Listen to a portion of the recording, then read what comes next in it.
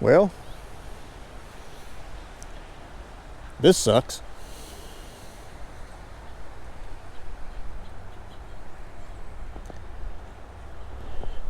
You know, all this is pretty to look at. And it's pretty to watch when it's happening. But it ain't much for when it comes to fishing, and it sure ain't much when it comes to this stuff being around for days at a time and your car looking like nasty and roads are nasty and all that salt going up underneath your vehicle. But you know, it does do one thing. It gives you a chance to get in there on the computer and buy stuff. And that's kind of what I did. I was also stuck in the house for 5 days under quarantine for nothing. And there ain't nothing worse than being stuck in the house for 5 days. But needless to say, I've done bought some things. That's right, I have bought some things. And I'm going to take you inside and let you see some of these things that I bought. Specifically one thing, because that's what this video is more about, is that one thing. I'll show you everything. And all of those are going to be content in the future. But for this particular one, this is going to be a part 1 of 2 or 5, could be 12, on something that I've never really been very good at. And I've been watching a lot of YouTube since I was stuck in the house for 5 days. Have I mentioned I was stuck in the house for 5 days? I watched a lot of YouTube, and watching it made me feel bad. Because I'm not somebody that really quits or gives up on things. But this particular instance, I quit and gave up on something some years back. And I think I'm going to try to rekindle. Because I just refuse to believe I can't be good at it. That's just how it is. Not saying I'm the greatest thing to ever walk the planet. I'm just saying it's just, there's things in your life that you're going to go, hey, why can't I do that? I mean, some people can't play the piano. Some people aren't musically inclined. Some people aren't good athletes. Some people can't whistle. It's just how it is.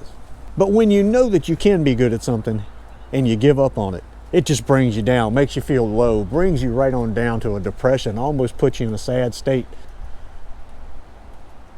And I just refuse to believe that I can't be good at this. So let's go on in the house, sit down at the old table of contents and take a look at some of the contents at which it's holding right now. And we'll take a look at the specific reasoning behind this video. How about that? Does that sound all right? Because I'll be honest with you. Right now, I'm cold. I'm cold. It happens when you get old. I'm cold. It's chilly out here. Darn pretty out here, though. Something's been running through my yard. And it's been taking some big jumps, whatever it is. I wonder what that is. I don't know, I ain't walking over there. So here we are, back inside where it's nice and warm and toasty. Somewhat, anyway. What we are looking at here is the old table of contents. And on the table of contents, what you're seeing is some things that I just randomly got online and started going, I like that. That looks cool. That's nice. I want that. Let me send me that. But none of this stuff was overly expensive. Now, some of these things I did not get off Amazon. Okay. Got some more vicious line here. Went to Ollie's and picked that up. Got 2 mystery tackle boxes, panfish and trout kit. Got 2 PC fin reels here. Those, Amazon and PC fin. Got a PC fin rod here that's going to be extremely fun to review. Very cool rod. PC fin Torrent spinning rod. Very cool. Very cool. Got a Fluger reel that was a limited edition from Old Bass Pro Shops. It's a spinning reel, and I really wanted to get that because it was just cool. It had that red, white, and blue kind of thing going on, except I don't think there's any white. So really just red and blue. What do you want? Everything? Second of all, what I wanted to talk about is something let's talk about the word disappointing for just a moment. And let's try not to listen to, it sounds like motorboats going by my house. Let's just not even talk about that. Let's talk about the word disappointing. Disappointing can be anywhere. It has so many branches, so many veins that run off that word disappointing. It could be anything. You could get to the grocery store and realize that your favorite soda isn't sold there anymore. Or, you know, you could get to DMV and find out that you don't have the correct paperwork to get whatever it is you want. You know, disappointing is a big thing there. For me, disappointing is when I stop doing something just because I'm either not very good at it or, how do I say this? Not that I'm not very good at it, but I give up. I'm not a give up kind of person, never have been. One of the things in my life that I did that I stopped doing, that disappointed me, was I stopped using a Baitcaster. When I say stopped, it's because I literally didn't give it enough time to really get a good feel for it. And that happens. You know, it happens. There were other things I could use to catch fish, and I didn't necessarily need a Baitcaster in my arsenal to catch the fish that I catch, because I was catching bass, I was catching trout, I was catching panfish, crappie, whatever, and I really didn't need one. But for those 5 days that I was stuck in a room, I started watching a lot of YouTube. Not that I don't anyway, I kind of watch a lot anyway. But I watched enough that I started watching these guys cast these things. And I got friends of mine, Tim Hahn and Chris Ebers, and some of those guys that I watch that use Baitcasters, that they just make it like it's nothing. Now there are the occasional, I see them pulling the knots out. So the other day, I got it in my head that I really was going to get another Baitcaster. Now I was not going to spend $1 bazillion on one, because I was seeing that cheaper versions and stuff were still working. And again, you know, I'm not sponsored by YouTube in any way, shape, or form. I'm not sponsored by, you know, being paid to do YouTube. I don't have that many people, subscribers, and for you guys who are subscribers, I really appreciate you for being there at the beginning of all of this.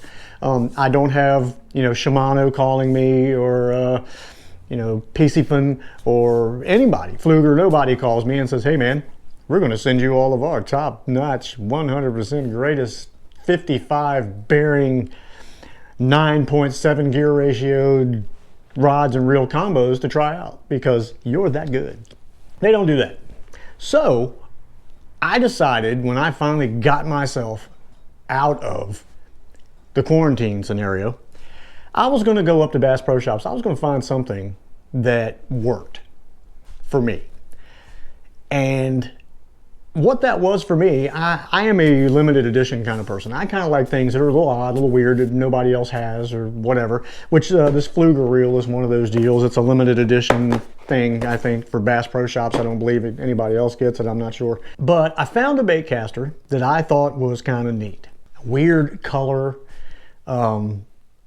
I just wanted it, so I went ahead and got it. And what we're going to look at is it right here. This is the Bass Pro Shops Formula Limited Edition bait casting reel. I can't even say what that word is on the front. Molinet Lancer Lord. That must be what you say once it backlashes on you like 15 times in a row. I'm about to remember that. Anyway, let's take it out there and take a look at it. Now we're going to try to remember that today is not really about using this thing, because as you've seen in the backyard there, it's snow. It's on the ground. It's all over everything. It even had Dick's Sporting Goods closed down this morning. 3 inches of snow closed down Dick's Sporting Goods. Okay, well there we got the box opened up. Now with this, we got some papers here. Ooh, shows how to oil it and all that stuff. Then we got, this is like a parts breakdown thing with also the, you know, not speculators, what's the word I'm looking for? Specs. It's specs, technically. But I don't think it's called speculations. Pretty sure it's what it's specifications is what it is. Don't argue with me, it is. Here we go. Let's take this thing out of the bag. Never been opened up before, other than when, you know, they put it in the box. I am not going to sit here and tell you I know a lot about baitcasters, because I do not. But what I am going to tell you is, I didn't even know which way to hold it. That was kind of stupid. Dual brake system, the DBS system. Oh, look at that thing spin. So on that specification thing, let's go ahead and specify. How about that? All right, we're looking at is the side of the box that has foreign language on it. Bearings, 8. Reel weight, 7.6 or 7.16. Max drag is 10 pounds. Line capacities and all of that fun stuff. Let's go down here. Gear ratio, 7.5 to 1. It is this crazy, grayish, weird color. I really thought it was cool. And I started thinking, what am I going to do for a rod? And I started thinking about the rods I have at the house. And before I get too immersed in this, I figured a good thing to do was probably just use a rod that I have here at the house and just take something else off that I'm not using as much. And unfortunately, that was one of my Abu Garcias, my antique, my vintage Abumatic, is actually on a Berkeley lightning rod. Hence, I don't think that's how you use that, hence. Pretty sure that's not it. It's over there. This is what we're going to put it on. This is a Berkeley lightning rod. I really love these things. I use them quite a bit. I've used them for years, actually. This one is a 6'6" medium, and it's got a 8 to 14 pound setup, quarter inch to 5/8 ounce, quarter ounce to 5/8 ounce lure throw. So we're going to go with this. This is going to be what this reel will most likely be on the rest of its entirety until I take it off and throw it like I'm trying to get it from center field to home plate. First off, you always got to know what you're doing, okay? And I don't, because the Berkeley has 2 locking points on it now. You got the main point here right in front of the reel, and then you got the locking part. This is the actual locking part right here. Locks it into place right there. Boy, do I have to look up what all of this stuff does. Now, I watch some of them guys on TV with these really fancy ones that have this really cool hee when it goes out through the water. That's really cool, and I wanted that. Now, this one's probably not going to do that. This one's probably going to go ah, which is fine. I'm okay with that. The big thing now is line, and I think I have an idea. I was going to kind of go with either a 12 or 14 pound something, but then I found some more of this vicious stuff. I didn't find it, it was still there. I bought a 30 pound test, which I come to find out, and I bought 2 10s because I got these now that have to have some line on. But I got this 30, and what I'm finding out is this is a, this 30 pound line was about the same size thickness as an 8 pound test, a normal regular 8 pound mono. So anyway, that's what we're going to do. So I am going to put that line on this reel. I got to find out how many yards of this stuff will it handle. Line capacity 10, 12. Okay, line capacity braid 30 pound, 113 yards. That's what I've got right here. What are the odds, man? Who would have knew? I didn't know. Anyway, we're going to go ahead and feed that on there.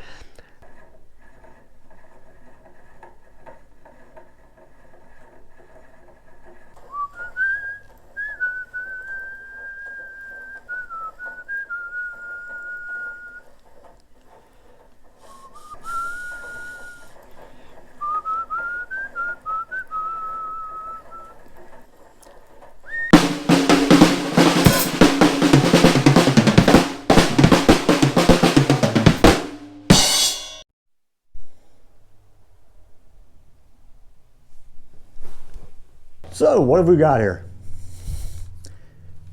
There it is. I got her all spun up. Got me a, what did I put on here? A 12 pound leader at the end of this thing that I've tied my fancy knot with and combined it to the braid, which most likely means the first time I do actually hook anything, whether it's a stick, a lump, a tree, a rod, or the person standing across from me, it's probably going to pull apart. The other ones I've done okay with. I haven't put any kind of lure on here at all because obviously this is part 1. This is just a little bit of a, hey, here's what I'm doing kind of thing. Like a movie preview, I guess you'd say. So this is part 1 of Willie with a Baitcaster. Willie learning to fling a baitcaster correctly. And let's just narrow this down just a little bit, okay? I did use Baitcasters a long time ago. I had some ambassadors Abu Garcia ambassadors that I really did like. And they got to where it was a point, some of the places I was fishing and the types of fishing that I was doing, it really just wasn't necessary for me to have a bait caster. I had probably 6. And a guy at work came by one day and he took a good look at them and he offered me a bunch of money for all of them. And I said, you know what? I don't need them. I watched a couple of videos of some guys doing some really decent bait casting, and my buddy Tim Hahn, who does some really good bait casting, and I just couldn't take it anymore. I wanted to go get something, but I didn't want to get something that broke the bank, but something that was different and typical of me. And there you go. I went and bought a Bass Pro Shops Formula limited edition bait caster. I'm ready. I'm prepared. Just melt the snow away, get the sun to come down a little bit brighter, and give me some 60s and 70s weather where I can take this thing out to the lake, fling it, untangle it, fling it some more, untangle it again, fling it one more time, untangle it some more, fling it, throw it down, and then grab a spinning reel and start fishing. And everything will be great. There you go. Well, I hope you enjoyed part 1. This will give you just a little bit of an idea of what is coming this spring, as well as some other things that are here. Anyway, thank y'all for watching the first part of Willie Gets a Bait Caster. And just remember, go fishing. Get outside and go fishing. That's right, I'm talking to you. That's you. That's right. Don't walk out of the room. Come back in the room just a minute. Just look at the TV just a second. That's right. You. When you get the chance, go fishing. Got it? Thank y'all. See you later.